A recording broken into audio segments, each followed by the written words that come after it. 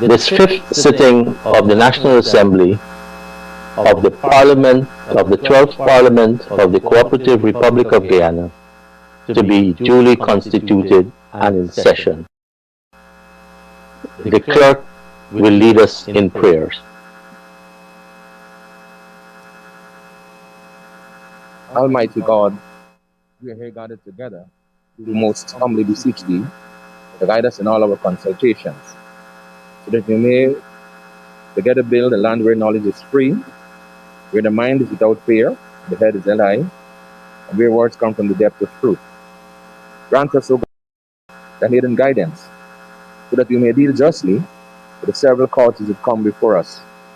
Then aside all private interests, prejudices, and personal preferences, so that the result of our counsel may be to the glory of Thy blessed name, the maintenance of true religion, the preservation of justice, the safety, honor, and happiness of the President, and the peace and prosperity of Guyana.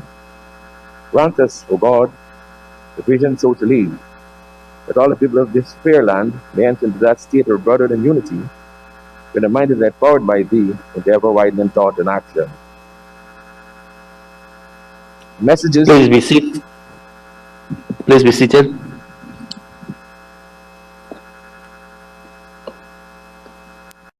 Messages from the President. Announcements by the Speaker. Honorable members, we have a few announcements.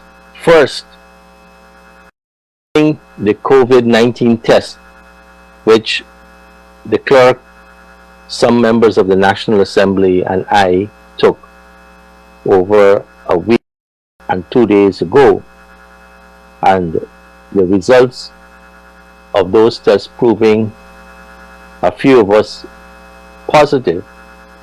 The clerk had arranged that all members of the the Parliament staff be tested. Today I want to update you on the results of those tests. We have, out of 126 samples taken, 14 members of staff have proven to be positive. The clerk has taken the necessary actions since the test to ensure that our staff has been provided with the supplements and the necessary protocols pending the results of their tests. Of the 14 persons who are positive, he is currently making arrangements to ensure that we can look after the good health of our parliamentary staff. Please bear with us as the COVID-19 is beginning to take its toll on the members of the staff of the Parliament. Honorable members, the clerk and the spoke about the issue of the food that was served a few days ago. Subsequent to our discussion, the clerk and one of our honorable members met with the providers and had a long discussion. Several suggestions were made, and the caterer is currently trying to ascertain the cause of the contamination. Let me assure you that we are taking every step possible to eliminate a reoccurrence and to give you some answers as to what caused the effects on several members of the National Assembly, including members of the AFC-APNU coalition, the Deputy Speaker, and members of the government. Mr. Clerk?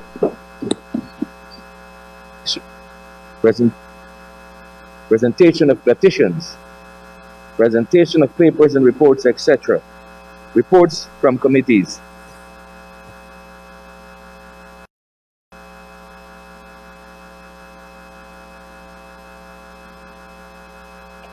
Honorable members, I present to the National Assembly the minutes of the proceedings of the first meeting of the Committee of Selection, which was held on Monday, September the 14th and Tuesday, 15th of September, 2020.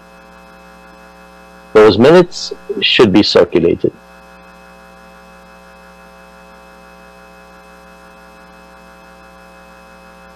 Oral questions without notice. Honorable members, yesterday we had an oral question without notice submitted.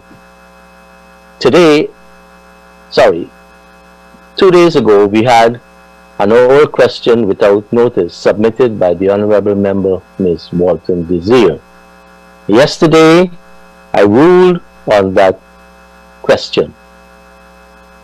Yesterday also, the question was resubmitted by the Honorable Member, Mr. Christopher Jones.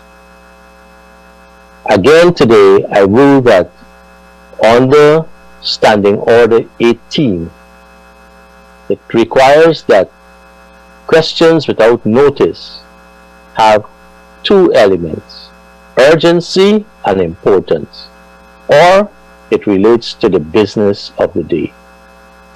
I maintain my position that the question submitted does not qualify as urgent. It is important, but not qualified as urgent, and so I am not allowing that question.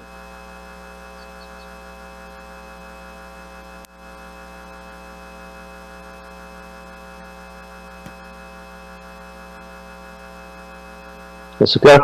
Questions on notice. Statements by ministers, including policy statements. Personal explanations. Requests for leave to move the adjournment of the National Assembly on definite matters of urgent public importance.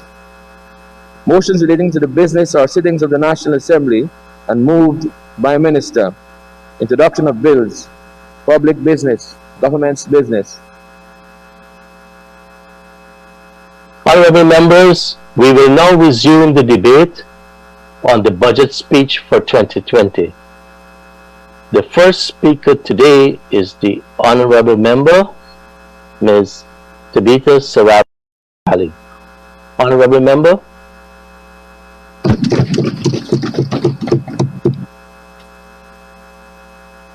Thank you.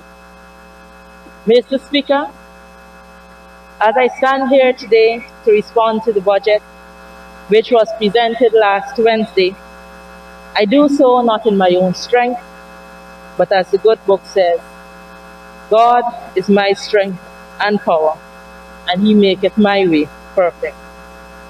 As I rise, I wish to congratulate you, Mr. Speaker, on your ascension to the office of Speaker of the National Assembly, and I wish you well. Mr. Speaker, the PPP said that given the length of time since the budget was read in this noble House, coupled with the pandemic, that an emergency budget was required.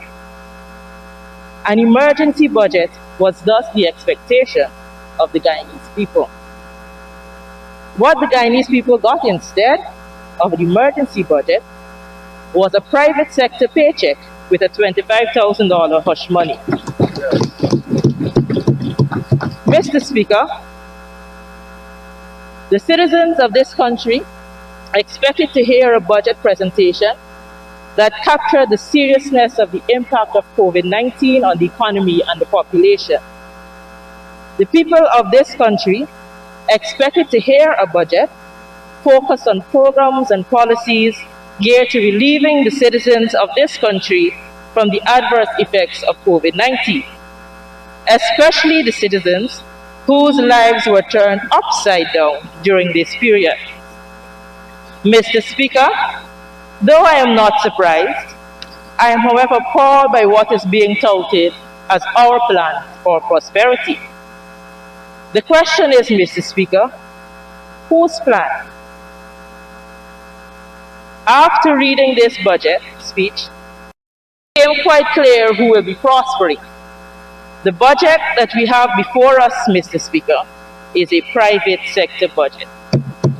It must be noted that the capital projects started by the APNU AFC administrations are present in the budget, and those are fine. However, the other parts added by the PPPC to address social, economic, and fiscal issues are anti-working class, anti-public servant, anti-environment, and anti-progressive. To further underscore this point, if anyone took one look at the members of the Private Sector Commission now roaming the halls of the executive in official capacities, leave little doubt that the paymasters are being repaid. Mr. Speaker, in the first 4 paragraphs of the honourable member's budget presentation, the word democracy was mentioned 3 times. Please allow me to help the honourable members on the other side to understand what democracy is not, in the hope that they will also understand that so much of what they are doing is wrong and change their approach. Democracy is not locking staff out of their offices because you deem them to be political appointees. Democracy is not moving a public servant from one region to another in an attempt to frustrate him because his political views does not align with yours. Democracy is not a minister overreaching to become a police investigator and question someone in custody. Democracy is not a minister's position to coerce a citizen in custody beyond 72 hours to incriminate a fellow citizen so that said minister can fulfill his political agenda. So yes, Mr. Speaker, it is easy to proclaim democracy, but as the saying goes, actions speak louder than words.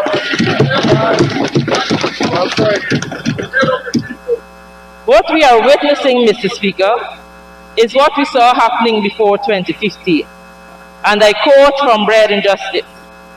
They are showing democratic practice and ruling through the means of political repression, victimization, and the limitation of popular expression and of the participation in national life of all but the most loyal supporters of the ruling elite, manipulating racial and tribal divisions among the people in order to consolidate their rule.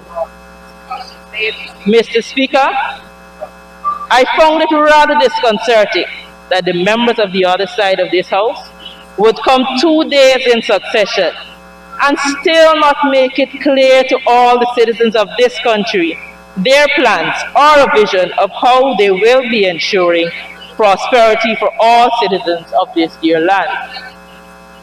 Mr. Speaker, 2 days and no clear message on how they will be dealing with rapid increase in the COVID-19 deaths. Mr. Speaker, it is as though the other side was caught off guard, not knowing that the spotlight would be on them, as they are now one by one placed in front of the cameras and struggle to put into words what they personally view as their way forward. I read Budget 2020 with great intrigue. I looked to see if there was any indication of an increase for our public servants. So much ridicule and dissent was vocalized over the past 5 years by the honorable members on the other side about what public servants ought to be given. This despite all we were able to accomplish. So I could not imagine a budget presented to the House without an attempt to match or even surpass what public servants received over the last 5 years through a substantive retroactive increase. It must therefore be highlighted that the minimum wage for public servants, including teachers, nurses, doctors, members of the Defense Force, Police Force, and the security services increase annually under the APNU-AFC government. Imagine, Mr. Speaker, in 2015 we raised the minimum wage by 26%, 2016 by 10%, 2017 by 20%, 2018 by 7%, and 2019 by 9%. Overall, minimum wage was percent from $39,570 to $70,000. Specific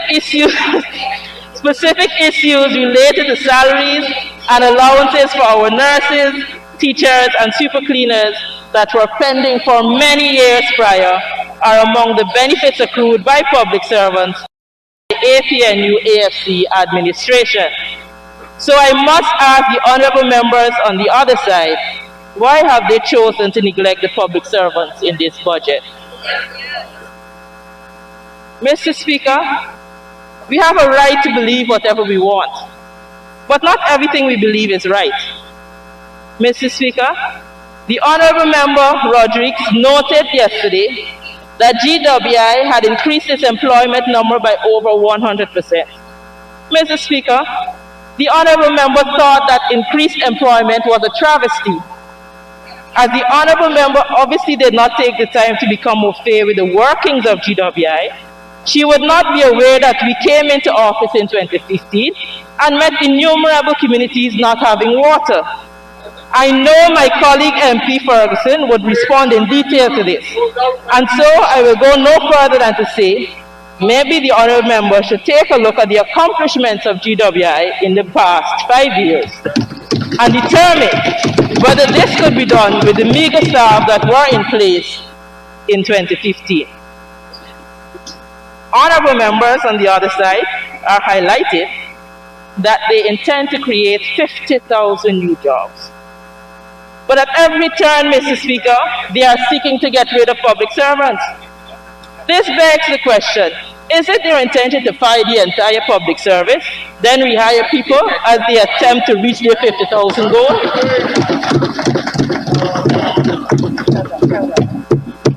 Mr. Speaker, I am certain that there may be some who want to attribute some merit to the false statements that the Treasury was left empty. I stand here today and say without fear of contradiction that if the Treasury were empty, the honorable members on the other side would not have been able to approve $600 million for Gaisuka for their wages and salaries. And if the Treasury were empty, we would not be able to be debating a budget today of $330 billion. So, Mr. Speaker, if the honorable members on the other side continue to insist that the coffers were empty when the APNU-AFC administration left government just a few weeks ago, they must reveal to the people of Guyana the true source of the monies being spent and being promised to be spent through this budget, especially given that the VAT and other taxes slashed for their business bodies. Perhaps the source is a personal bank account or two. I doubt it, Mr. Speaker. Not that it is impossible that some of their personal bank accounts could contain these large sums, but it is most unlikely that it is all about philanthropy. So, Mr. Speaker, I do believe that the honorable members on the other side need to re-look at this situation. The honorable member, Minister of Labor, highlighted on Monday that the government is giving consideration to raising the age of retirement of public servants, retraining them, and bringing them back into the workforce. First, it was the PP government that in 2012, utilizing funds from the NIS, purchased a building in Suriname valued at Euro 670,000, and in addition, took $2.5 billion from the NIS to build the Berbice Bridge, leaving the NIS unable to increase pensions for retired employees consistent with the increase of salaries and allowance made during the 2015 to 2019 years under the APNU plus AFC government. So, Mr. Speaker, public servants having retired after working in some instances for as long as 30 years in the public service, cannot go into retirement comfortably with the pension they will receive. So it makes sense for the Honorable Minister to try and find ways to clean up that mess they created by suggesting to our retired public servants that they can be retrained to earn more because they know they made some bad investments with your money that is affecting your ability to retire in comfort. This would not be the situation if the NIS monies were not misused in the first place.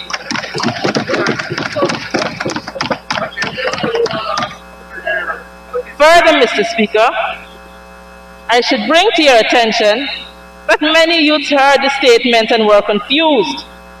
One of the questions asked in response to the Honourable Member's proposal was, how do you intend to reduce youth unemployment if your plan is to retrain retired citizens to bring them back into the workforce? However, Mr. Speaker, it really shows that the PPP has no vision for this country. Not even a consistent narrative, none. As the Honourable Member, Minister Hamilton, advocated for the retraining of retirees, while the Honourable Minister Indar condemned the employment of retirees. The only word that could come to mind, Mr. Speaker, is schizophrenic.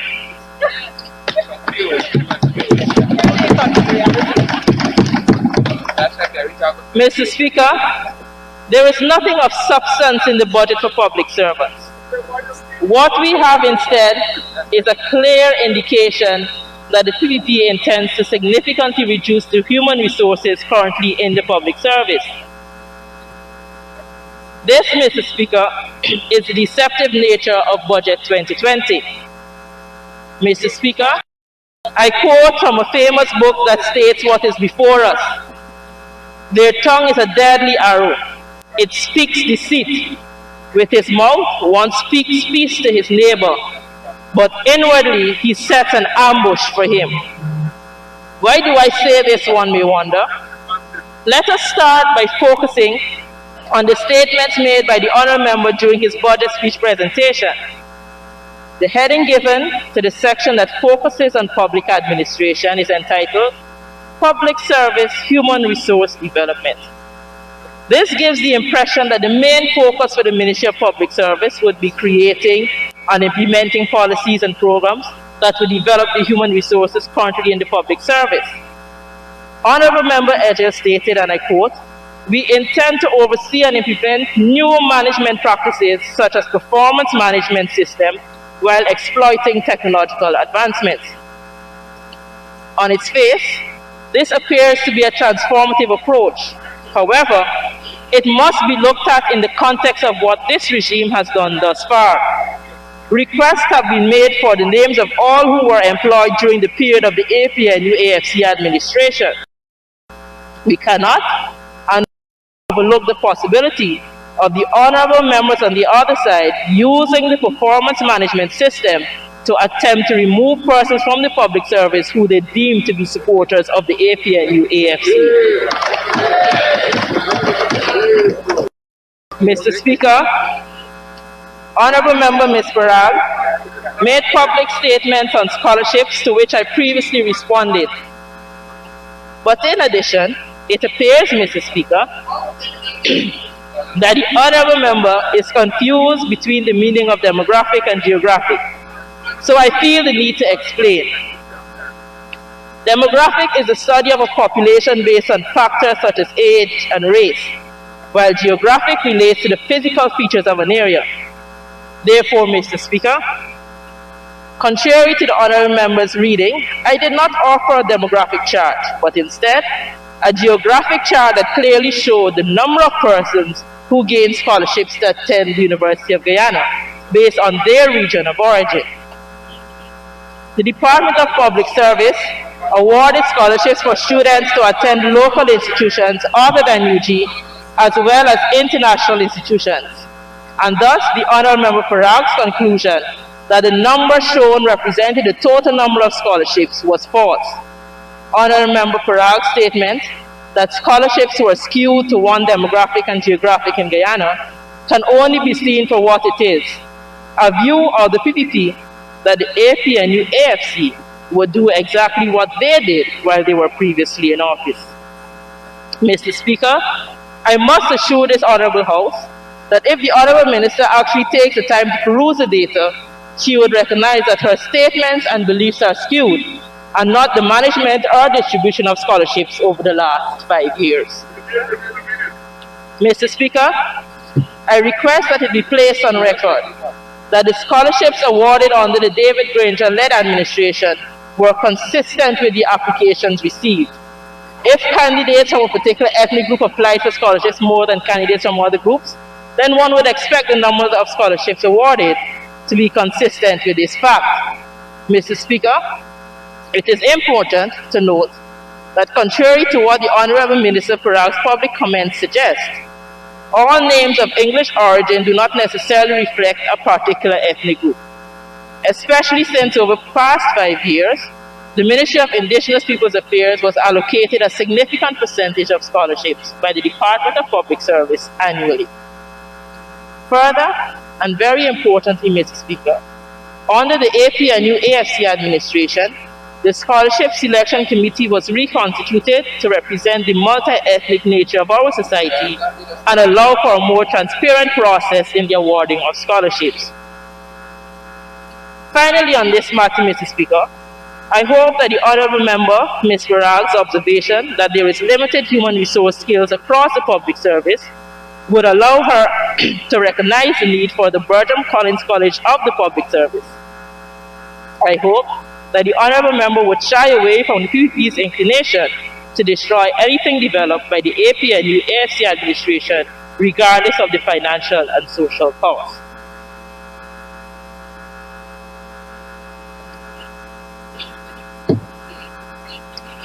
You're going to find out. Mr. Speaker, the obvious lack of vision in this budget affords me the opportunity to not only highlight what we were able to accomplish in the public service, but also what we believe is the best direction for the public service, given the juncture that we currently find ourselves. Within a week of budget presentation on 10 August 2015, President David Granger set up a COI to conduct a diagnostic review of salaries, condition of service, training, and other matters pertaining to the improvement of the efficiency of the performance, it's on Ms. Parag's desk, of the performance of the public service and the well-being of the public servants in the public service. The COI report was adopted in the last quarter of 2016.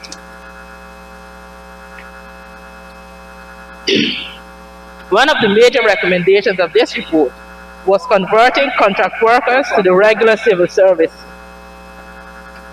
The APNU AFC administration employed a phased approach.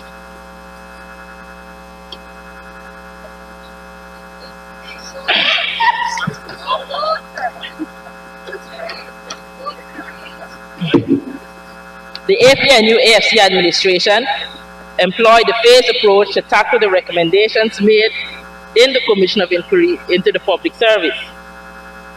In Phase 1, we concentrated on moving contract workers to the public service establishment. By 2019, 80% of contracted workers were moved to the fixed establishment. Thus, more than 5,000 contract workers have converted to the pensionable establishment of the public service. The remaining 20% are contract workers who are over the age of 45 and cannot get onto the pensionable establishment after this age as per public service rules of 1987.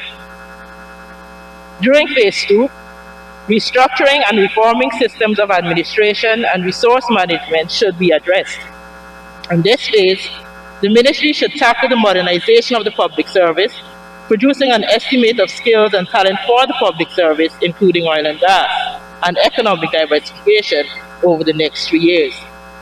This output should feed into the formulation of a strategic training plan, the improving of managerial competencies, and at the same time, upgrading of the compensation system linked to performance management would be next.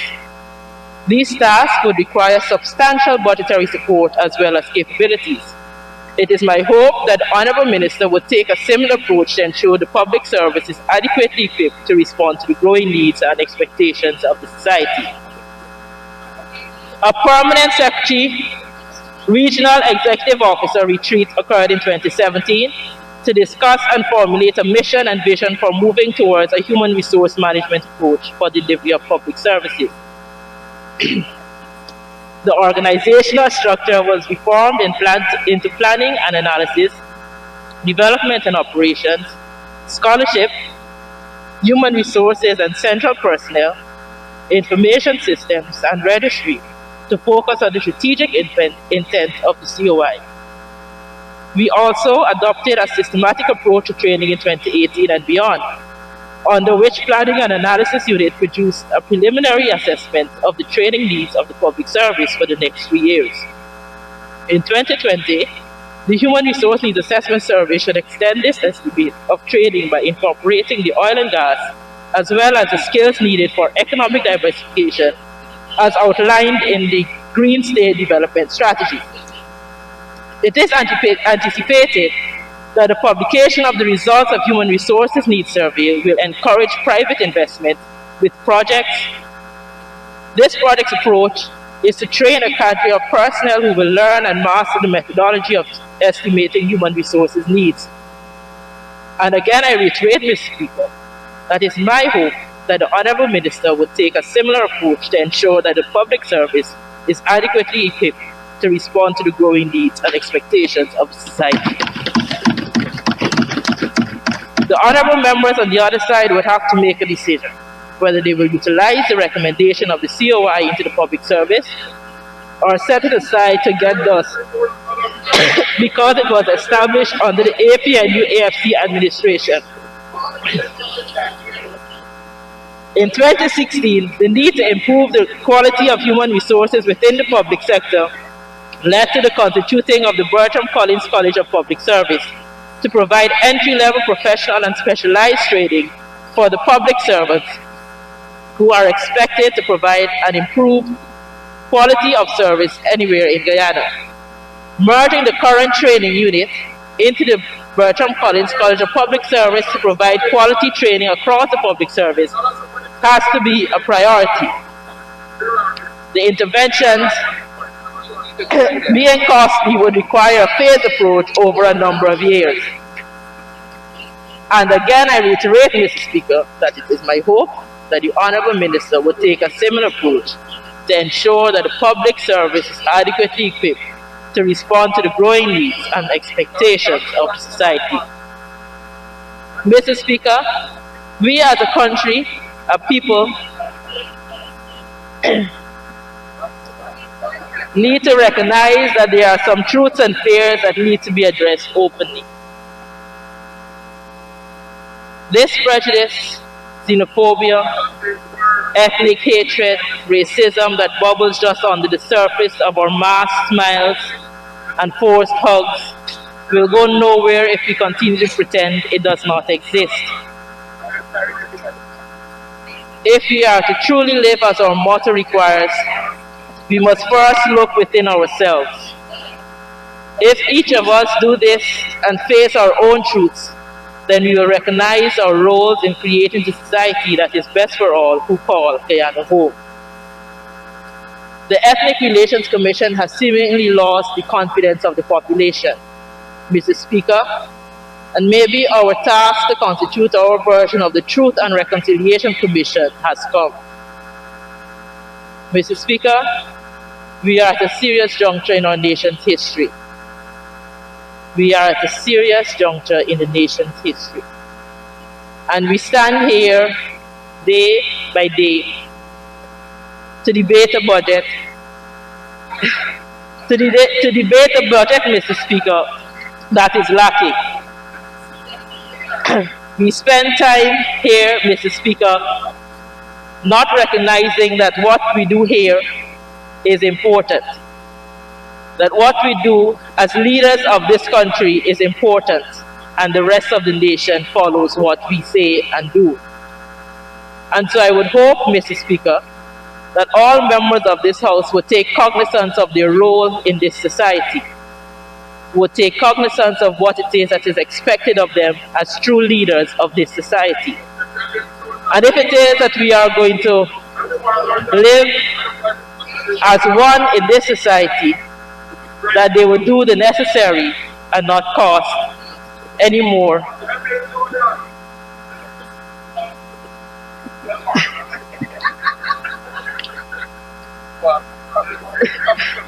Finally, Mr. Speaker, I wish to conclude my presentation by acknowledging that as elected representatives, we all have an obligation to speak truth on all matters. Mr. Speaker, as we meet in the shadow of the gruesome killing of 3 young men, the painful truth of the last few weeks is that justice has not always been even-handed. As a country, we are clearly in internal distress. And if our worst fears are confirmed, we may be adding to that burden a new distress that goes beyond our borders. It is my hope that the historic role that this House has played in ensuring that Guyana is not drawn into partisan conflicts beyond our borders is maintained. I thank you.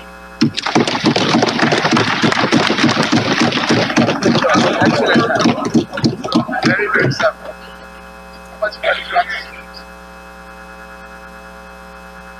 Thank you. Excuse me. Thank you very much, Honorable Member. The Honorable Member, Minister of the Public Service, Ms. Sonia Parag.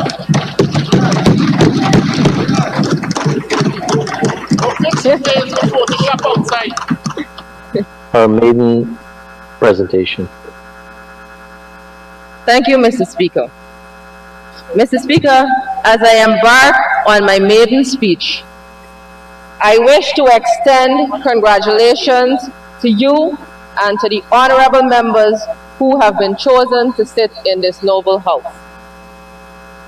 Yes, inclusive of everyone here.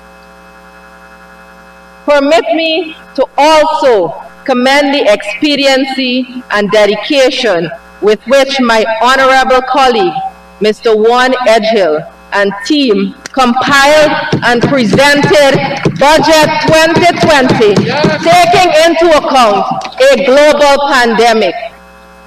This, sir, demonstrates true leadership by the PPPC, and of which the opposition should take note.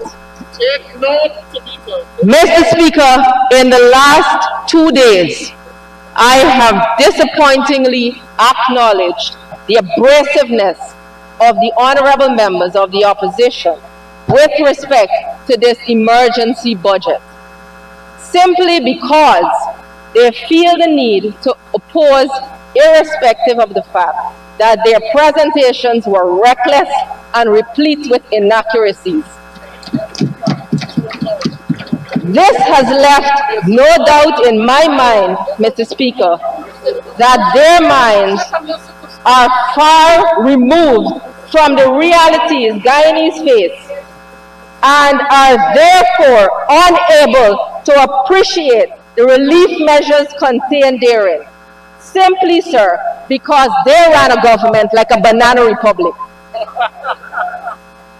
Mr. Speaker, anyone with half a brain would recognize, without delving into the deeper budget, that the reversal of draconian tax measures unreasonably and cruelly placed on the citizens of Guyana by the APNU-AFC reaffirms this government's unwavering commitment to the prosperity of all Guyanese.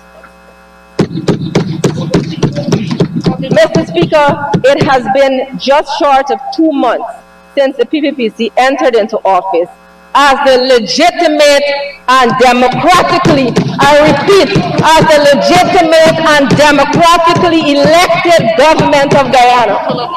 And it is astounding to find that the APNU-AFC actually expended great efforts in exercising incompetency over the last 5 years.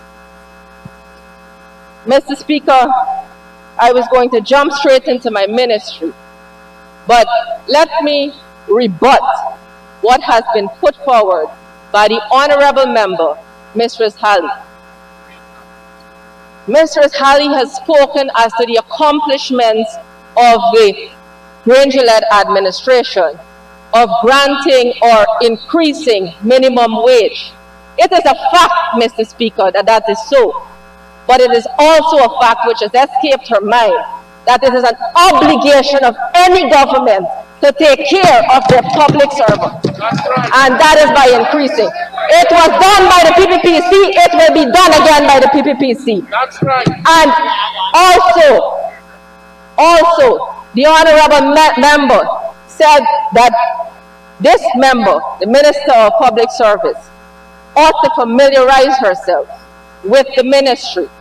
But I will tell her that clearly she never presented a budget. However, she didn't take the 1 year to familiarize herself with the fact that an increase in salary for public servants is not inclusive in a budget. There is something called collective bargaining, and that is what you do, and then it is put in there.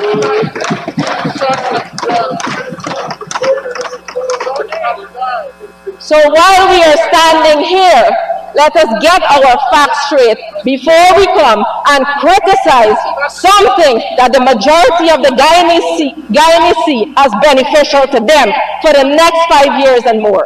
That's right. No, it's not the process. Yeah, it's not the process.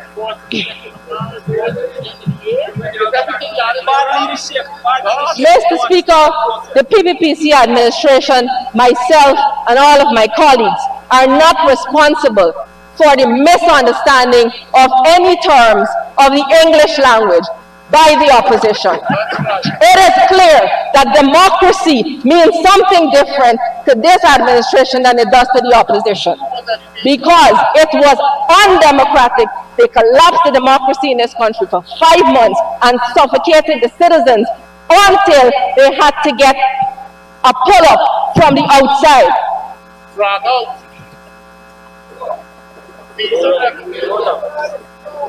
So, Mr. Speaker, we speak of democracy. Democracy is reflective in the will of the people, and the will of the people spoke on the 2nd of March 2020, which has led us to today's date in which we are presenting our 2020 budget to help those citizens, the will of the people, and not only the will of the people, the supporters for the APNU AFC, along with the members of the APNU AFC.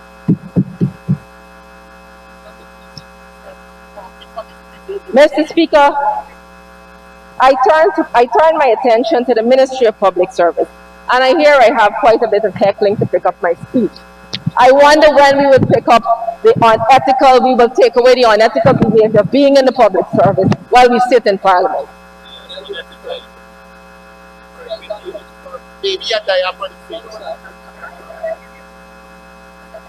I turn my attention to the Ministry of Public Service, which falls under my portfolio. As this government has said, and I have expressed on a number of occasions, we are committed to reforming and modernizing the public service in a holistic manner.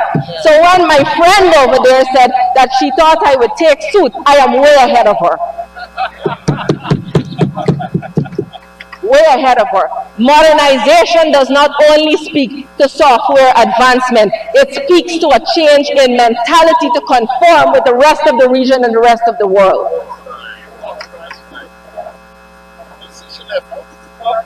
Use her in Parliament.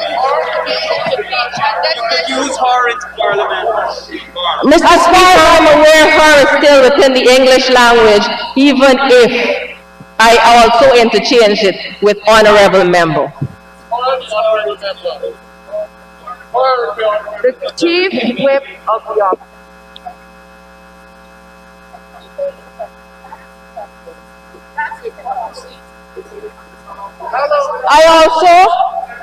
I also took note of the fact that the honorable member shamelessly stood up there and spoke on employment when, after days of entering into the Ministry of Public Service, she fired 3 persons and she was ordered that it was ordered by the president that the letters were unlawful, that she is to reinstate them and give them their allowance in order to apologize to them for humiliating them. Apologize for humiliating them.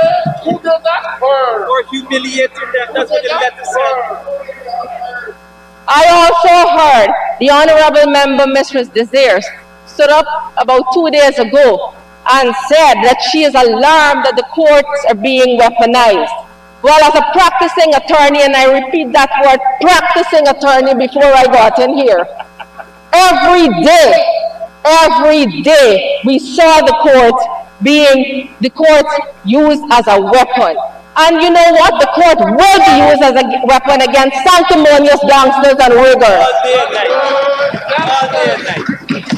On the institutions. 33 is not gangsters.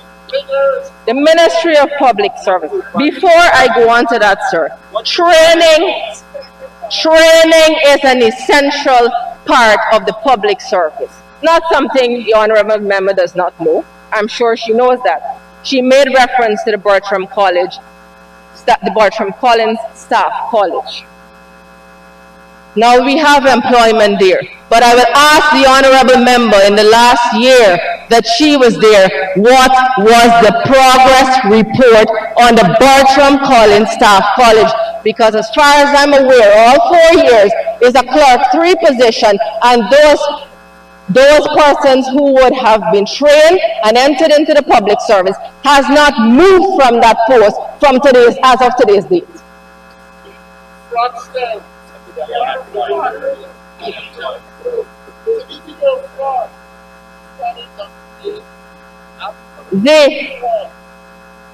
The Honorable Minister, also the Honorable Member, former Minister, also stated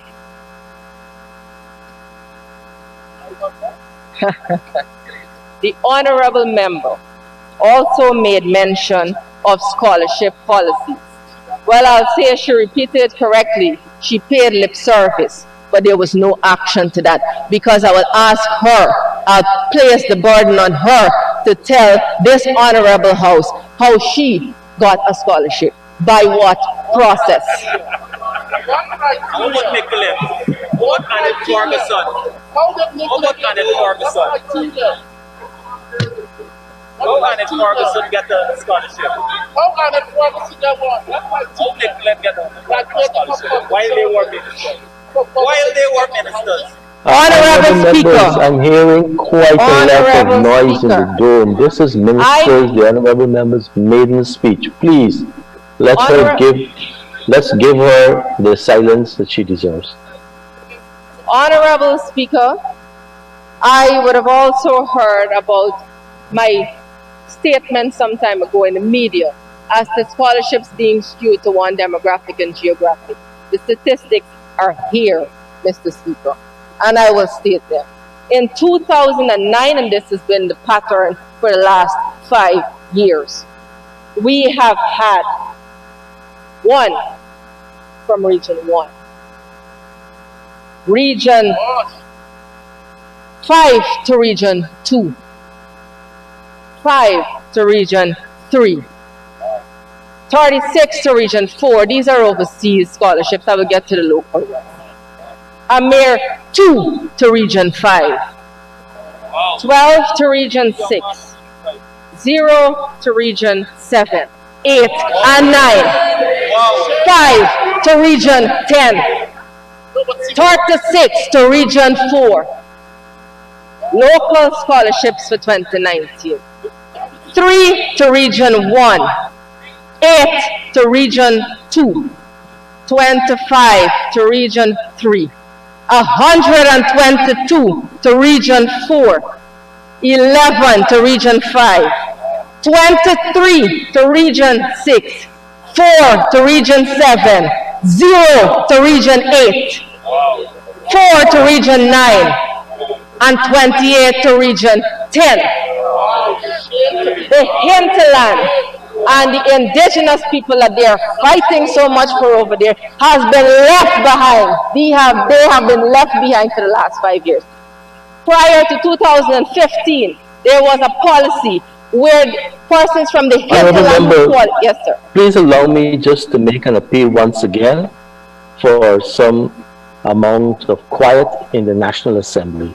This is your maiden speech, honorable member, and we ought to give you that respect. Outside of that, it's difficult for me to follow using the earphone.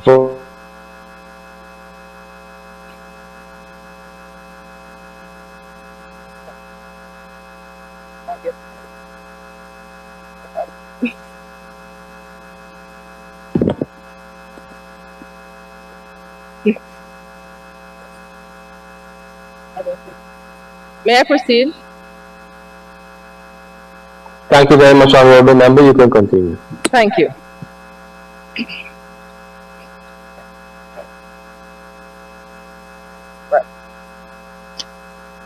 Those were the statistics from 2009 for the year 2009. That has been the pattern for the last 5 years as regards scholarship.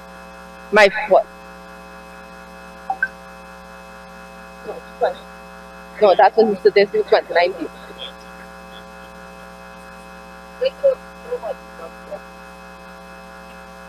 Mr. Speaker, turning to the budget. The ministry's budget is estimated at $1,081,951, with $1,013,484 being estimated for allocation to training and scholarships. Now, if I am to compare 2019, where just over 500 scholarship applications were brought into the Ministry of Public Service, in just 3 weeks, we have been able to achieve over 700 applications from across the country. From Region 8, from the hinterland alone, we have 68 applications.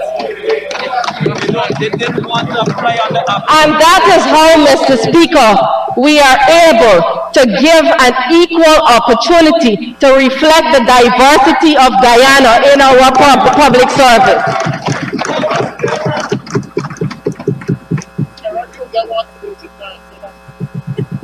I believe some days ago, the honorable member, Mistress Philadelphia, labored on training in oil and gas sector, and I've heard it again this morning. Honorable member, I wish to inform you that the PPPC has advocated for training, to factor in training and scholarship grants in all productive sectors, inclusive of oil and gas, as it is in keeping with the impact of Program 142, Human Resource Development. No area that is a developing area in the sectors across the country will be left behind in training and scholarships.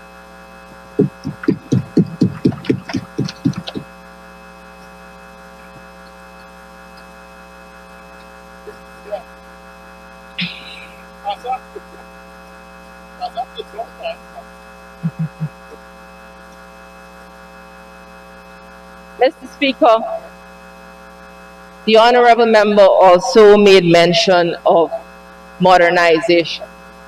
That is a common trend in all modern public services across the world. It is not something that will be left behind. We had a website that was created some time ago under the guise of modernization. I have been apprised by the IT specialists in the Ministry of Public Service that that website is inadequate and that they are creating a website that is more user-friendly and that is geared towards that will allow for better application analysis, reporting, and management of scholarships, what we have not seen in the last 5 years.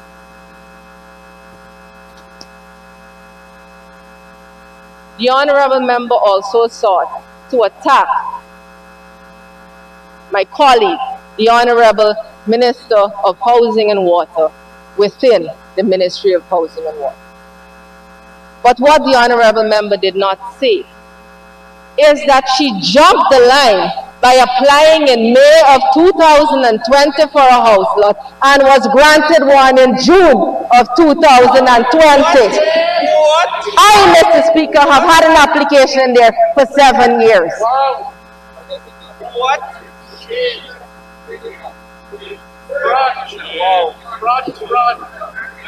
We know what we did. So when you throw stones at glass houses, you ensure that your house is made of concrete. We know what we did. Honorable Member, please, I'm appealing to you, Honorable Members, once again. It's the Minister's maiden presentation. Mr. Speaker, the budget that is estimated for the Ministry of Public Service will serve well in terms of granting scholarships equally, fairly, and across the board. And that is the aim. Mr. Speaker, the budget will also cater for the modernization and professionalism of the public service.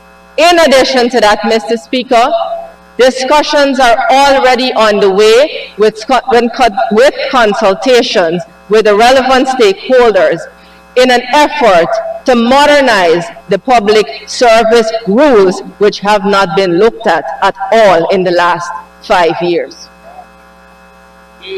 Mr. Speaker, the Honorable Member made mention of the Commission of Inquiries into the public service, but I dare say that she did not take any of their recommendations and advice.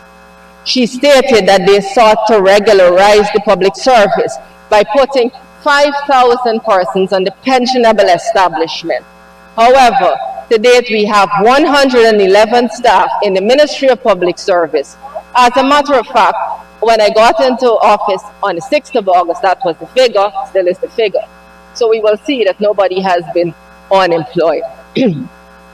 That aside, Mr. Speaker, 43 out of the 111 are contracted employees, in which salaries from January to July of 2020 was a whopping $179 million.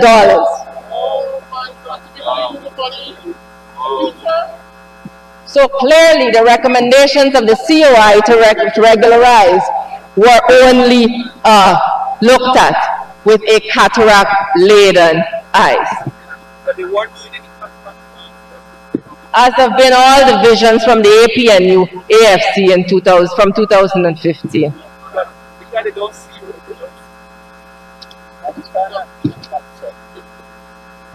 Mr. Speaker, I believe I have sufficiently stated why the budget of 2020 will not only serve the people of Guyana, but more particularly the public service and the public servants of Guyana.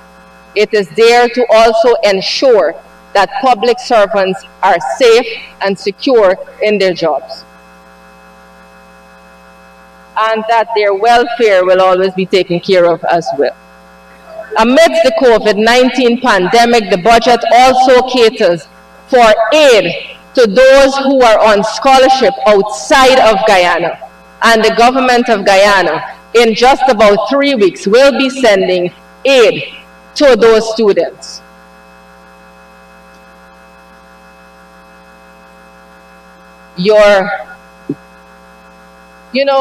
I've heard heckling from the other side as to copycats. But the Honorable Member, Mr. Holder, when he spoke, said everything that they do is copycatting. The first thing he said was that this budget was discriminatory and oppressive, followed by the statement that we copycat. So therefore, they were discriminatory and oppressive. Mr. Speaker, this brings me to the end of my presentation.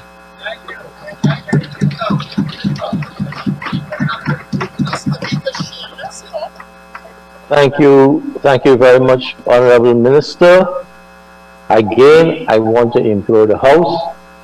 Today, we also have a number of honorable members who are making the first presentation to the House. Please, it's getting very difficult for me to follow virtually because of all of the noise coming from the dome. With this, I call on the Honorable Member, Nima Flo Best, to make her maiden presentation. Honorable Member.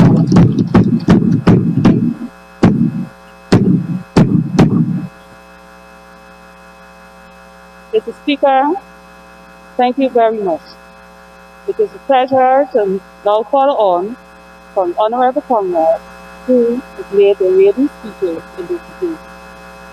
To you, Mr. Speaker, congratulations on your appointment to the position you now hold, and I wish you every success.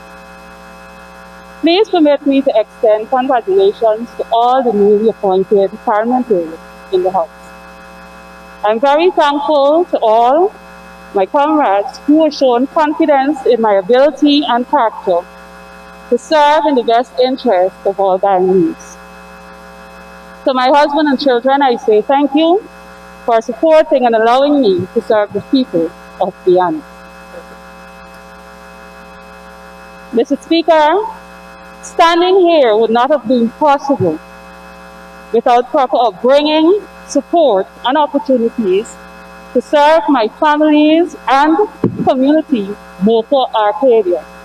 I will forever be grateful to all the individuals who would have spoken positively into my life and to continue encouraging and walking with me as I start this new journey.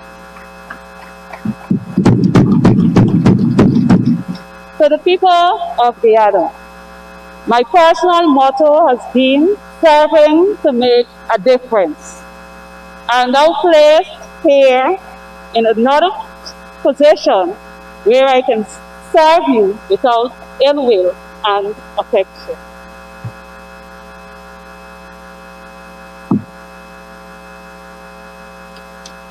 Mr. Speaker, the entire progress of a nation is dependent upon the existence of its natural resources.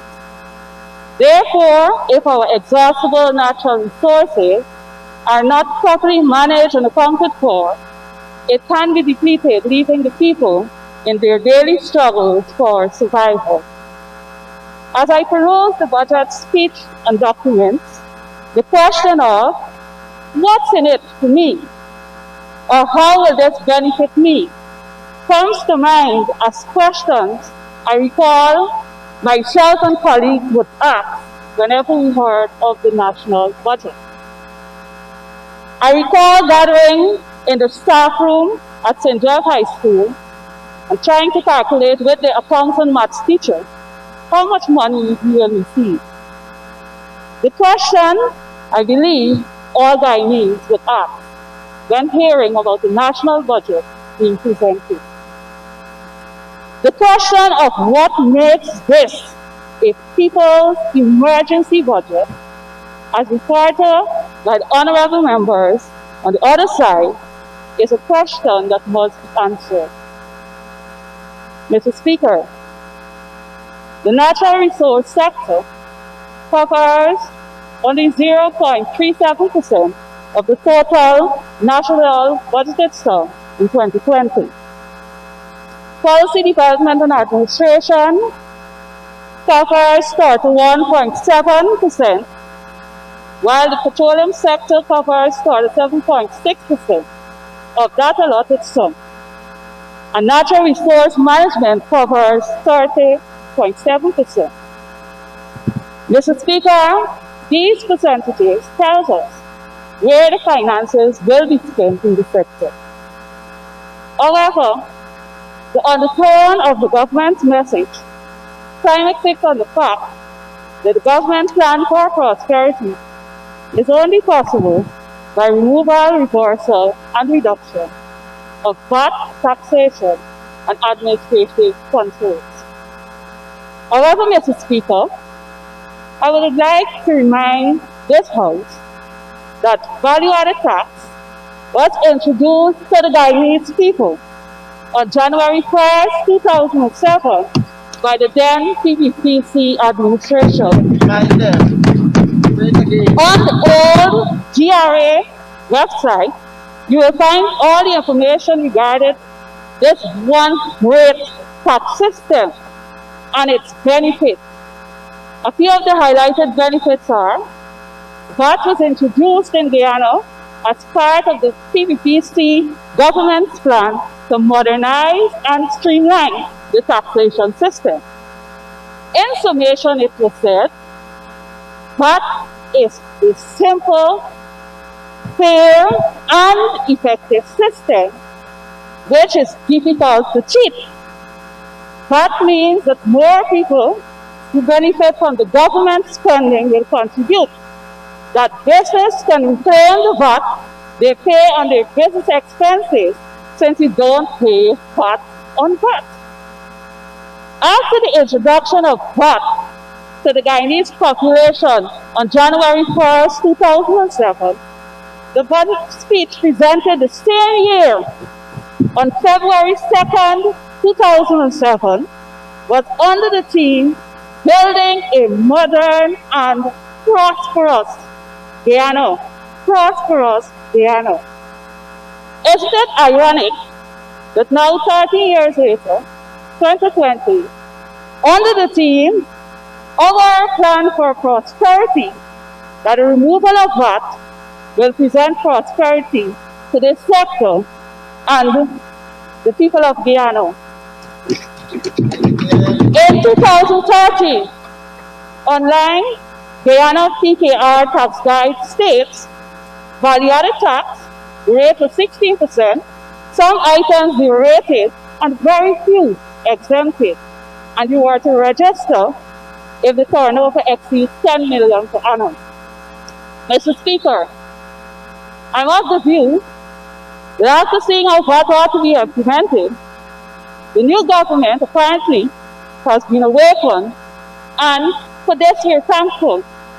However, under the AP and UFC government, Mr. Speaker, assistance to gold miners were given, incentive schemes were encouraged, where miners benefited from the tax system and remained compliant. These measures of work, as highlighted in Comrade Chapman's report on the growth that has taken place in the natural resource sector. Eligible gold miners were exempt from the payment of customs on fuel, matting duties, ATVs, jackhammer drills, flex holes, expanding metals, pumps, pump housing, impellers, shafts, and engines.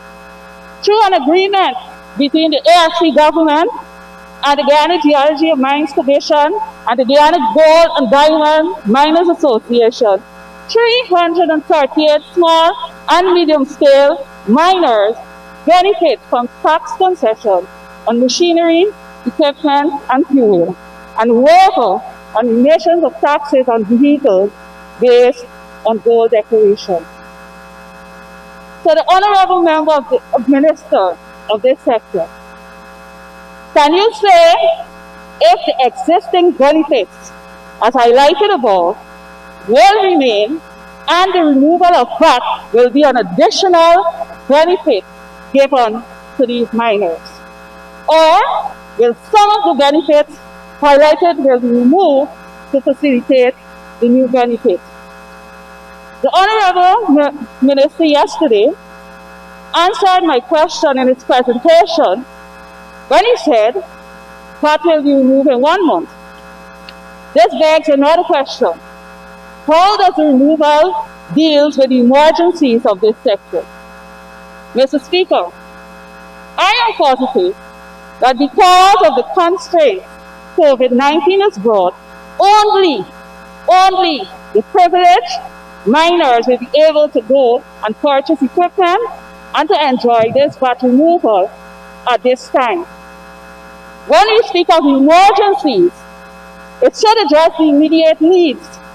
I did not see in the budget any emergencies bailout fund that people in the extractive industry can benefit from now. The removal of administrative control. Mr. Speaker, when it comes to the removal of administrative control, more consideration should be given. It was presented in this budget that a requirement to register and take out road license for mining equipment will be removed, as well as the removal of police clearance for miners to transport fuel in their vehicles. Two questions ought to be answered. Is the removal of these administrative controls necessary, or is it the processing time and simply a change from the term road license to a more appropriate name that needs to be addressed?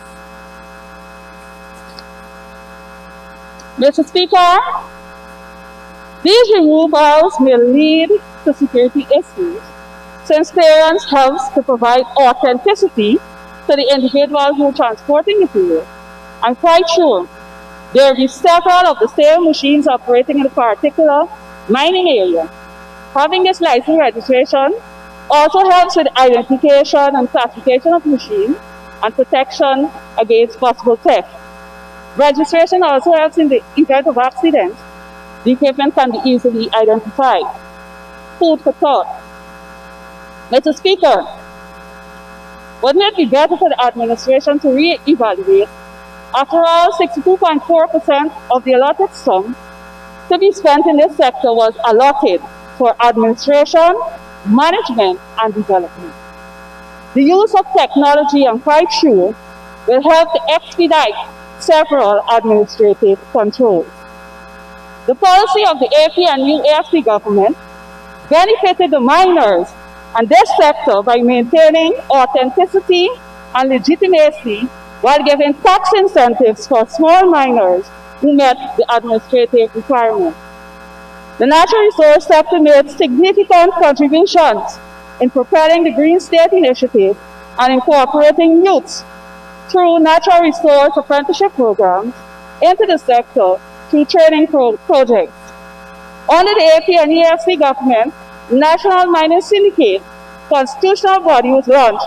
The strategic plan of 2017 to 2021, the extractive industry transparency initiative should be examined, and continuous plan to develop and encourage a green economy should be advanced. COVID-19. Mr. Speaker, we are aware that the pandemic has affected this sector. Under the AP and EFC government, measures were taken to control the spread of COVID-19 in and out of these areas. As such, I would like the Honorable Minister Bharat to give details on how the government plans to address this issue, this COVID-19 issue specifically in the extractive sector. In its presentation, the Honorable Member stated that 40 new staff were trained in the testing of COVID-19. How much of these trained staff are in the mining sector conducting testing? Mr. Speaker, as one of the geographical members of Parliament for Region 4, it is important that I highlight the status of the area East Bank Demoir. For the 23 years under the rule of the PPPC government, we saw infrastructural development of some communities and the neglect of others like Mopa Arcadia, Bagostam, some parts in Grove, Friendship, Soosdyke, Kurukuru, to name a few. Mr. Speaker, I call upon the Honorable Member, Mr. Dharamlal, to ensure that this neglectful practice does not, and I repeat, does not repeat itself. The focus then was only to enhance areas where many their supporters were. My community under the then PPC administration was crippled, and the deliberate flooding of land, of farmland, caused our farmers to find alternative means of livelihood. Mr. Speaker, Hope came to those communities when the APNU ASP government came into office. Her Sterling Pump Station covers 4,500 acres and benefit both residential and agricultural lands from Providence to Little Diamond, Moqua, and in addition, 7,526 persons in the catchment areas are able to benefit from this pump station. The APNUFC is responsible for roads, water improvement supplies, bridges, and lights on the road project for agriculture help to save us. Several communities also have e-governance up and has tremendously increased in communication and are afforded easy access for students to complete their research. We expect that the government side of the House will let their actions represent their speech and continue the development of all communities, and I say all communities. The COCA at Little Diamond needs to be completed, and the COCA DDL needs to be open to help in the drainage of the lands. At Suesdyke, there are 5 COCAs along the main road which requires your urgent attention since they continue to erode and can be life-threatening if they're collapsed. Moqua Arcadia, Honorable Minister, Honorable Member, your urgent attention is needed to get an extension. So can someone move for you to have an extension to conclude? Comrade Speaker, I do hereby move that the honourable member be given 5 minutes to conclude her presentation. Thank you very much, Honorable Member. Honorable Member, you may continue to conclude. Thank you. As I continue, Moqua Arcadia, Suesdyke, Luluni, Samville, and several other communities need road to be done for stay while they're enjoying portable water and electricity is in need of telephone services and internet access. One project that has caused the attention of the East Bank residents is the sudden change of the road project from Diamond to Ogle, which now to begin at Echoes. Mr. Speaker, my constituents would like to know what is the proposal or the purpose for the construction of the road, since they initially believed that it would have helped with the long length of traffic from Grove and those coming from over the Harbour Bridge. Was there any consideration of using the old Diamond to LBI route, where canes are pulled and still exist and don't need to worry about swamp? Mr. Speaker, on the education, schools were established to facilitate the increasing school-age population. I would like to encourage the honorable members on the opposite side, especially in education, to consider having or keeping the breakfast program. This is important, especially for children whose parents are security guards and are unable to adequately prepare a proper breakfast for them to enter into the classroom. Providing that would help these children not to enter the classroom on hungry stomach, but to be able to have something nutritional to start their day. Mr. Speaker, the $10,000 grant, while it is commendable, I would just 15,000. Sorry. I would like to encourage our honorable members on the other side to reconsider the amount seen that is only one time. That more can be done to assist, especially the poor families that we have around. Mr. Speaker, in the community of Laluni, there's an ongoing issue where the individuals have reported that persons have been sharing anchors in the community without the involvement of the elected bodies. It is something that requires urgent attention and does not speak well for the governing side. Few persons have been registering names for the 25,000 and they'll be excluding others. This does not speak well for the opposite side. This has also been reported from Kurukuru and other communities on the East Bank. I have visited Kurukuru and Luni personally and was able to have first-hand information about this. In concluding, Mr. Speaker, I'm yet to see what makes this a people's emergency budget, since there are several unanswered questions. I'm quite sure that the miners require more immediate assistance, and all other workers in the sector. Mr. Speaker, I want to end by using this quote. According to Kirk Boyd, peace and prosperity can be attained through the realization of 5 basic fundamental freedoms for all people. They are freedom of speech, freedom of religion, freedom from war, freedom from the environment, and freedom from fear. Mr. Speaker, this budget is going to satisfy the basic freedom of one for the average man and the freedom of fear. I thank you.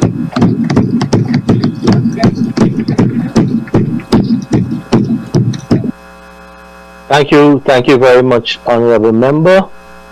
The Honorable Member, Dr. Tandika Smith, for her maiden presentation. Honorable Member, please proceed.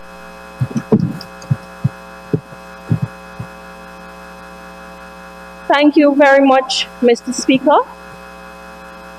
Before I proceed with my presentation, I'd like to respond to the Honorable Member who mentioned that during the tenure of office of Ms. Valda Lawrence that we had less COVID-19 cases. I'd like to remind you that number one, Ms. Valda Lawrence is not a medical doctor. She has no skills of epidemiological issues. She has none. And the only reason we are seeing more cases now, it is because after our Honorable Minister, Dr. Frank Anthony, took office, that the testing increased up to 300 persons per day. So we need to take note of that. Mr. Speaker, as I rise to grace this Honorable House in support of Budget 2020, I wish to extend best wishes to all the new honorable members of this assembly, and I trust that we all work in unity as we embark on this new journey of higher service to this nation. I take this opportunity to offer my sincere gratitude to the people of Guyana who entrusted their well-being and future by voting to return the PPPC government into office.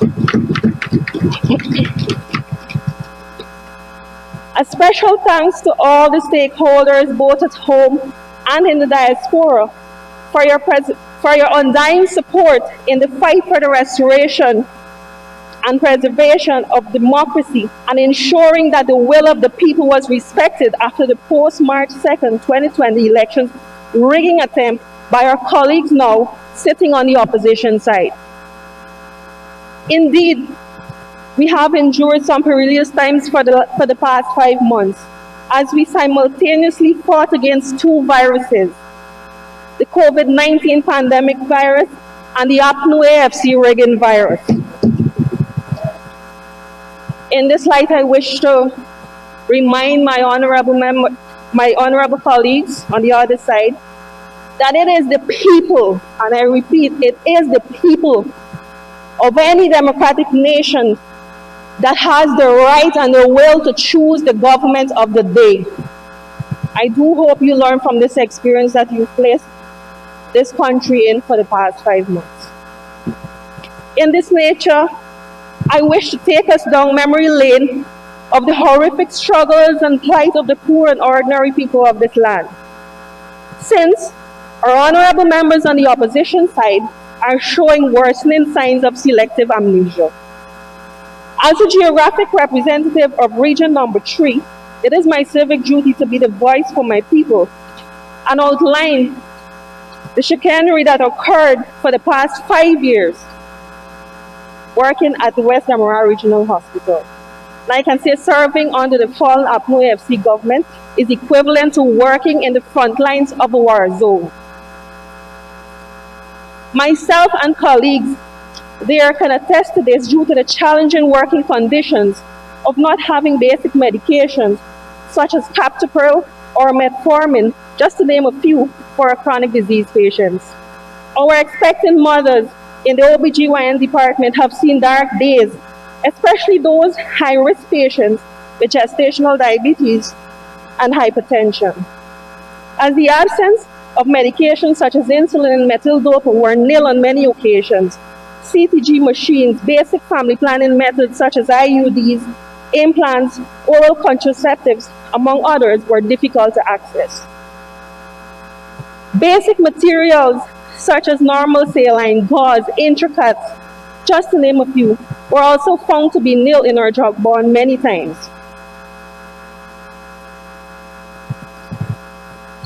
Our referral of emergency surgical cases increased tremendously due to a non-functional main operating theater, which is occupied by a faulty anesthesia machine that was never fixed nor replaced by a new one, and only provided services for a mere 6 months for the past 5 years.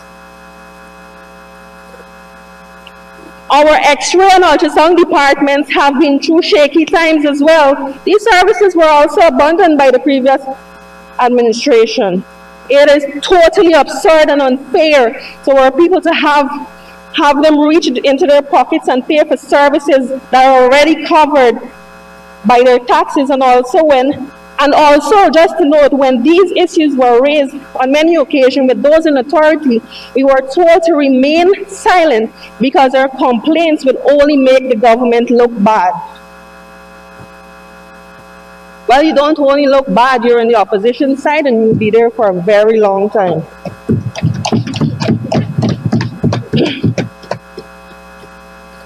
Mr. Speaker, as one of the many ventures in giving the good life to the family and friends circle, contracts were awarded to a strong APNU AFC affiliate who supplied expired HIV rapid test kits to various health facilities in Region 3 and across Guyana. Mr. Speaker, imagine the risk that this poses on the health of our medical staff and patients of producing a possible misdiagnosis to the entire population. Mr. Speaker, as the world continues to battle the COVID-19 pandemic, it will be ill of me not to give my gratitude to my fellow frontline workers in the health system for risking their lives on a daily basis to ensure that our people receive adequate medical attention and care. Mr. Speaker, for one to place a blind sight and deaf ear to our services in such a fragile and uncertain time is more than atrocious and disrespectful to our healthcare heroes. Imagine our frontline workers were promised with allowances but never received a cent from the previous administration. Today, our budget has set aside $150 million to our frontline workers battling in the COVID-19 pandemic. Not only will our frontliners benefit from this budget, but every household across Guyana will receive $25,000 COVID relief cash grant. This is indeed clear evidence that our president has all Guyanese at heart and will continue to reach out in every area of our lives. In this light, I can assure you, like a phoenix, our health sector will rise from the ashes and receive a total of $14.3 billion as we work to ensure that every Guyanese receive quality and efficient health care that we so truly deserve.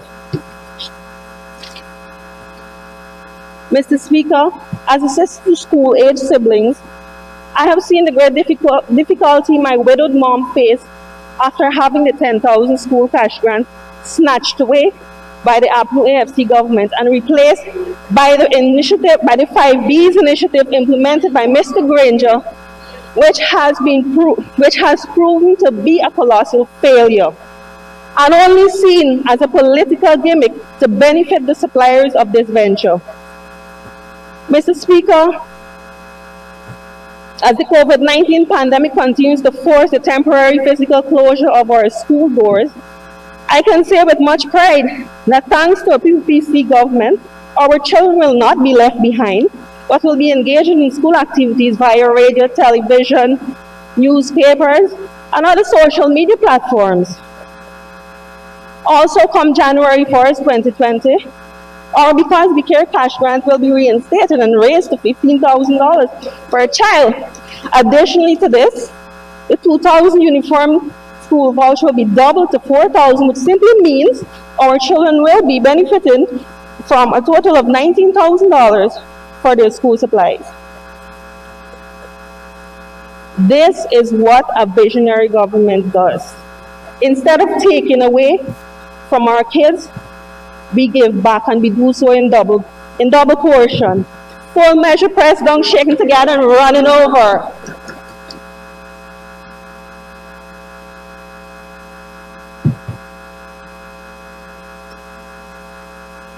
Mr. Speaker, as I continue to expose the incompetence of the former administration, I now place emphasis on the blatant neglect of our youths across the length and breadth of this country.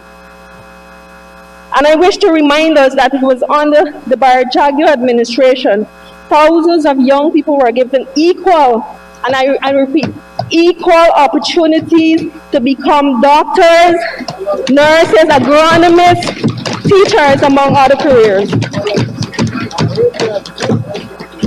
They were given a chance to realize their dreams of serving the people of this country and excelling academically. Unfortunately, our honorable members on the opposition side cannot boast of such massive contribution of human resources to this country. Instead, many of our nurses and doctors have left our system due to the deterioration of working conditions and poor salaries and benefits that our health system has been plagued with for the last 5 years. Mr. Speaker, I wish to highlight the lack of specialty doctors within our system due to very limited provision of little or no postgraduate programs within the last 5 years.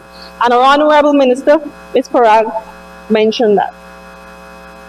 Instead, the minute opportunities that were created was a secret and were given to individuals who are or were perceived to be sympathetic towards the APNU AFC government.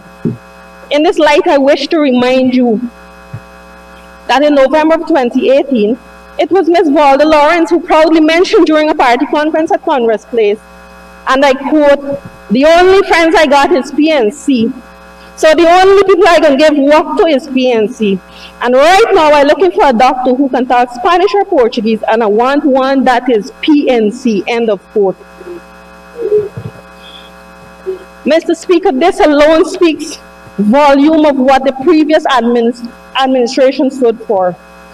It was a family and friends take all affair, as we have seen in the shocking revelations of politically appointed members receiving luxurious salaries and benefits, and in some occasions persons were being paid for occupying frivolous posts such as the famous petroleum advisor, petroleum jelly. While others were being paid for not even being physically present at work or in the country. Imagine the numerous young people that were desperate for jobs to help bring a meal to the tables of their struggling families, were disenfranchised of a basic right of employment, but yet an individual was receiving a salary fit for a king because he was the director of parks. And hence, imagine that, and hence, you were all directed to stay on the opposition side and park there and continue to be there for the next 50 years and over. Mr. Speaker, it is a hard pill to swallow knowing how our hard-earned taxpayers' money were embezzled in the most notorious manner by the former government. This only leads us to believe that the APNU AFC is an enemy of promoting higher learning and youth development and has no interest to see us excel academically or as a country. As we recall on the 2015 campaign trail, the then APNU AFC opposition promised jobs for youths and a good life for all Guyanese. Instead, when asked about the creation of jobs, Mr. Granger, then president, urged youths and unemployed persons to go and sell plantain chips for a living. What a sad and unfortunate situation for the youths of Guyana, to be sent to sell plantain chips and set aside their dreams and aspirations of becoming someone that can build our human resource workforce and make a contribution towards the development of our country. Mr. Speaker, I wish to inform my fellow Guyanese that gone are the days when our youth will be set aside and replaced by geriatrics, as we saw occurred in the previous administration. A 2 minute notice. PPC government has included young and vibrant persons on our side, and you just take a look. I'm sure you will agree with that. Young people who are filled with zest and vigor and are ever ready to serve our people in every area. Mr. Speaker, many of our young professionals, single mothers, and even the elderly do not have the privilege of owning a fixed place of abode.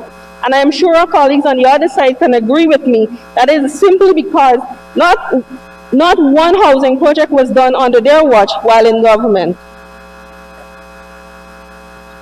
Today I can say with all confidence that our President, His Excellency Dr. Irfan Ali, will continue his work in the housing sector by providing 50,000 house lots within the next 5 years to all Guyanese, irrespective of race, gender, or political affiliation.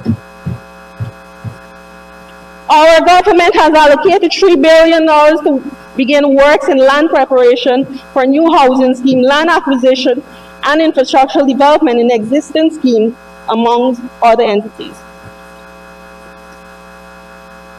Mr. Speaker, I wish to recognize and commend the works and legacy of our senior citizens of this country for instilling the values and being the backbone of our families. It is indeed unfortunate that under the APNU AFC government, they were abandoned and left alone out in the cold to suffer after having their water and light subsidies snatched away from them. It is indeed tragic that a government who claims to care for all Guyanese will commit such injustice to our older folks. Mr. Speaker, I'm truly elated that this will no longer be tolerated under a PPC government. As come January 2021, our old age pension will be increased to $25,000, and also free water service will complement this increase. Honorable member, to continue with your elation, you will need to get an extension.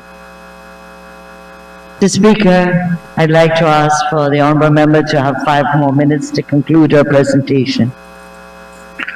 Thank you, Honorable Minister. Honorable member, you may continue. Thank you, Mr. Speaker. Mr. Speaker, as we celebrate Amerindian Heritage Month, I wish to congratulate 2 new members of the National Assembly, Mr. Lennox Schumann on his appointment as Deputy Speaker of this Honorable House, and Ms. Sarah Brown as Parliamentary Secretary. May you both serve well.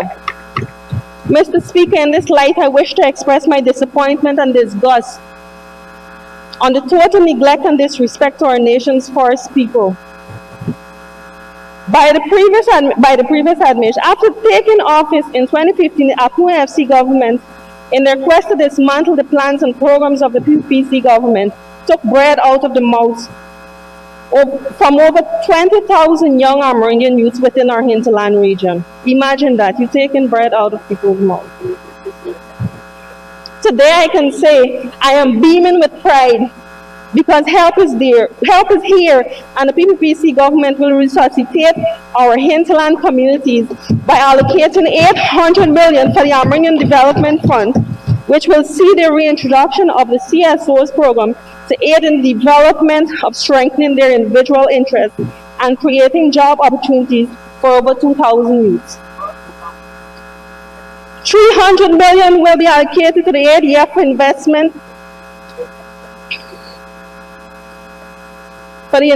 in productive assets, including tractors, trailers, and agriculture tools. The implementation of a program that will see 25,000 solar panel units being distributed to our hinterland regions. Mr. Speaker, this is what a PPC government stands for. We ensure that no one is left behind and that every Guyanese get a piece of the pie. We do not take away, we give back.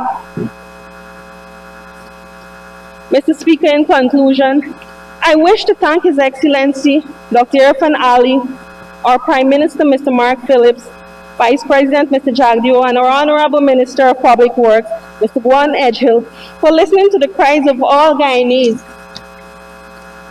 and answering with a budget that not only is pro-poor people, but a budget with a plan of restoration and deliverance from antediluvian and poverty-stricken state to a prosperous and pro-humanitarian and economically developed nation. Mr. Speaker, I therefore urge my colleagues on the opposition side to do some soul searching. Come down from your high horses. It is time to snap out of that utopia you have been trapped in for the past 5 years. Allow the scales to fall off your eyes and take a good look at our plan for prosperity. Then maybe, just maybe, you will learn how to take a different path from your corpus nature and grasp the basic principles that requires good leadership and good governance in service to a nation. Thank you, Mr. Speaker. Thank you very much, Honorable Member. I now call on the Honorable Member, Mr. Hemaraj Rajkumar. Honorable Member, you may proceed.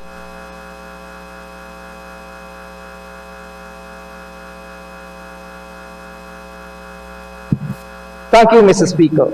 Mr. Speaker, I would like to first offer my congratulations to you on your appointment as the Speaker of the National Assembly. And I know you will uphold the high principles associated with this noble office.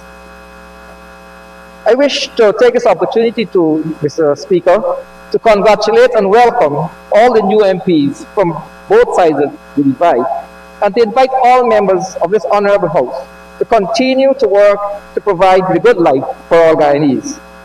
Mr. Speaker, I'm honored to be elected once again as a member of the National Assembly and to be given an opportunity once more to represent the interests of all Guyanese, and more particularly the citizens of Region 2. The PPP-C government has tabled a $329.45 billion budget for the year 2020, which was presented to this Honorable House by the Honorable Minister Gwan Edgehill on the 29th of September 2020. This emergency budget, as it is referred to, took 21 days to prepare, maybe because of the haste, lack of proper planning, and foresight has several shortfalls. It is visionless, lacks clarity, it is deceptive and discriminatory, and any attempt to describe it as a pro-poor and pro-people-centered and people-centered is a gross misrepresentation of what Budget 2020 is. Mr. Speaker, as I listened to the budget speech, I got the impression that the Honorable Minister was attempting to impute that for 5 years, the APNU plus AFC coalition government did nothing for the people of Guyana. This is not true, Mr. Speaker, and I need to set the record straight. Mr. Speaker, from 2015 to 2020, this country under the APNU plus AFC coalition government has seen economic and infrastructural development all across its region, as never seen before as compared to any similar period of our country's history. Roads, schools, medical facilities, police stations were built or renovated. Street lights were placed along our roads. Free internet access for secondary school students, an IT hub across the country so that our citizens can have access to information. Mr. Speaker, we were accused of not giving our children a 10,000 cash grant, but we must not forget that APNU plus AFC government provided bus, boats, bicycles to assist in the transportation of our children. Our government also provides hot meals, Mr. Speaker, for our children.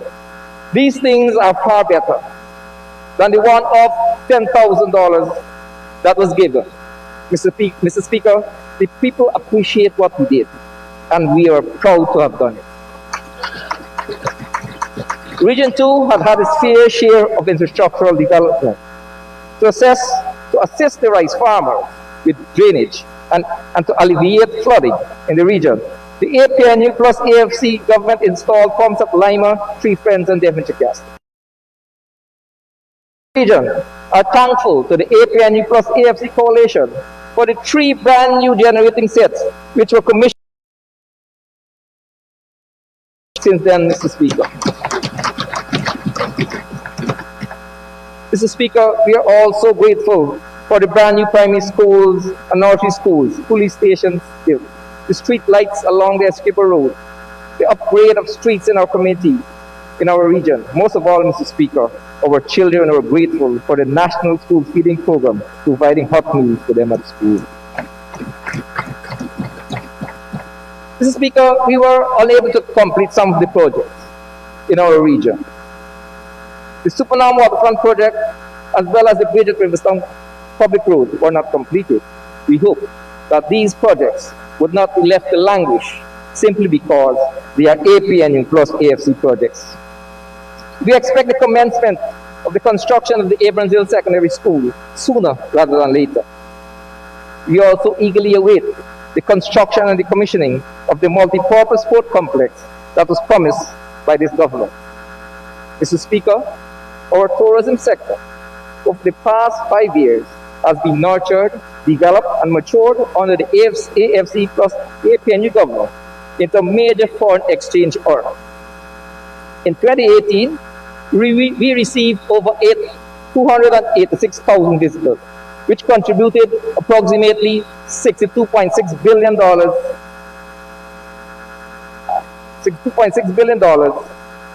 directly in the Guyanese economy, and at the same time creating 22,000 jobs. In 2019, Mr. Speaker, we received 314,000 visitors, contributing significantly to our economy. So tourism was indeed on a trajectory. Guyana won 6 Tourism International Awards in 2019, 1 in 2020. Guyana was placed on the tourism map of the world, and Destination Guyana was well established. This is an accomplishment of the APNU plus AFC coalition government, a government with a vision for the development of tourism. The APNU AFC coalition government has established the Regional Tourism Committee and tourism working groups with all 10 administrative regions, with the aim of developing tourism destination or hotspots in those regions. COVID-19 had a negative impact on the tourism industry all across the world, and Guyana is no different. The closure of air and seaports, restriction on internal travel, and COVID-19 restrictions generally had virtually brought the industry to a halt. Budget 2020, Mr. Speaker, has nothing of substance to support this vulnerable sector. The APNU plus AFC government has established Tourism Recovery Action Committee, an entity responsible for engaging stakeholders with a view of articulating a tourism recovery strategy for the sector during the period of COVID-19. The tourism industry is private sector driven, and all stakeholders should be given support and assistance to ensure survival of this essential industry. The emergency 2020 budget, apart from the removal of VAT on water, electricity, and hinterland travel, which was done by the coalition government since April, has little provision for the support of this sector, even though it is recognized by the drafters that this sector is the hardest hit in the time of COVID-19. Nothing at all was done. Government must be prepared to provide more tangible assistance in the form of financial relief, especially for those stakeholders who may have found it difficult to repay their loans and restart their business. Mr. Speaker, it must have been an oversight for not considering tourism sector for the removal of corporate tax enjoyed by the other stakeholders in the private sector. Mr. Speaker, the business sector also suffered tremendously as a result of the various lockdown COVID-19 measures.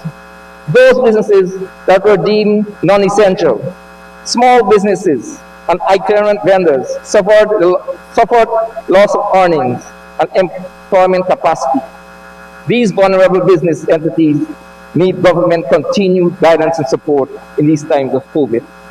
Mr. Speaker, during the period 2015 to 2019, the APNU plus AFC coalition government, through the Ministry of Business, approved and issued 872 grants,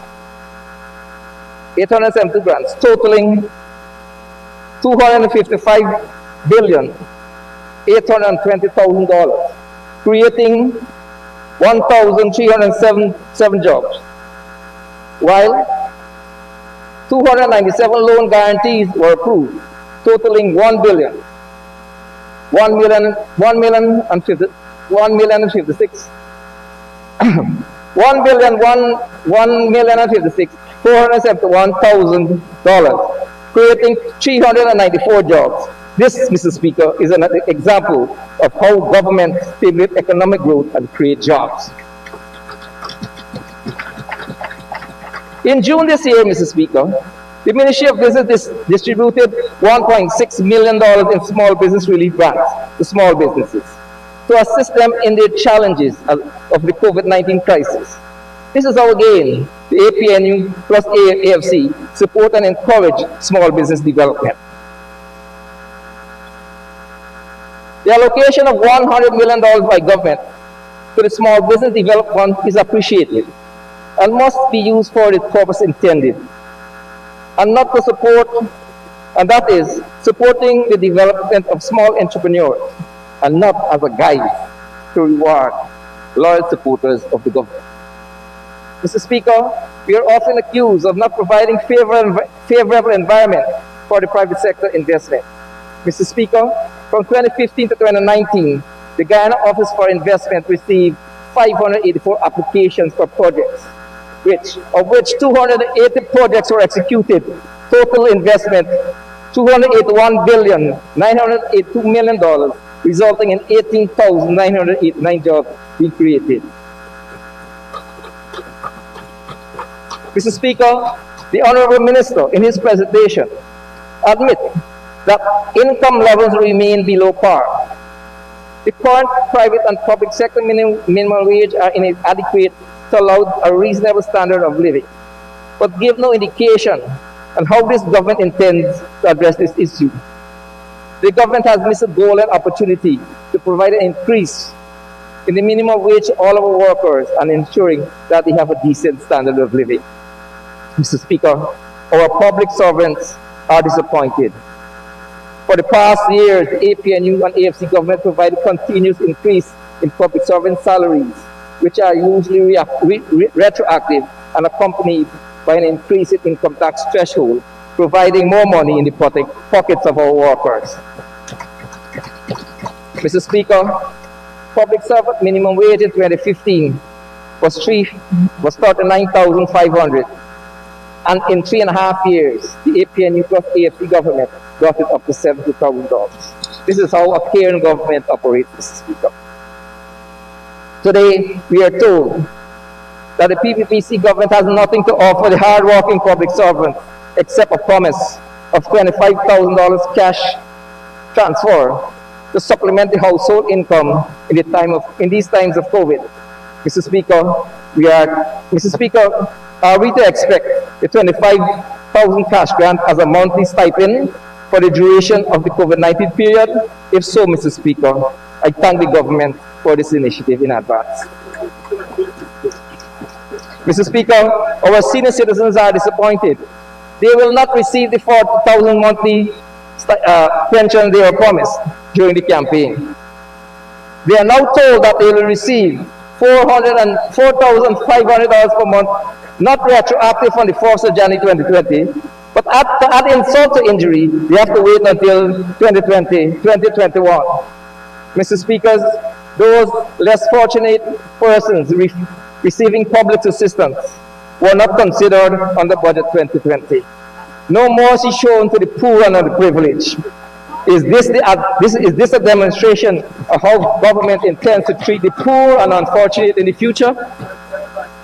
Mr. Speaker, another disappointment of the people is the broken promise of the $50,000 Because We Care cash grant to our school children. You didn't say that. You didn't say that in your campaign. We have another promise now, Mr. Speaker, $15,000, hopefully to be fulfilled in 2021.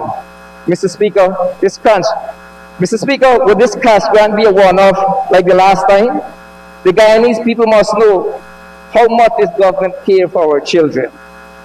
Mr. Speaker, 2020 budget under the theme, our plan for prosperity, protecting our people in a COVID-19 environment, democracy and rule of law, incentivizing growth and job creation, enhancing welfare, even though it is an emergency budget, falls far below expectation and need revising.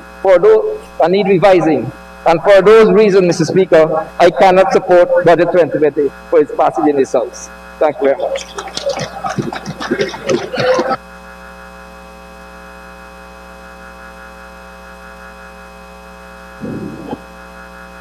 Thank you very much, Honorable Member. This is a good time for us to take the suspension for 1 hour.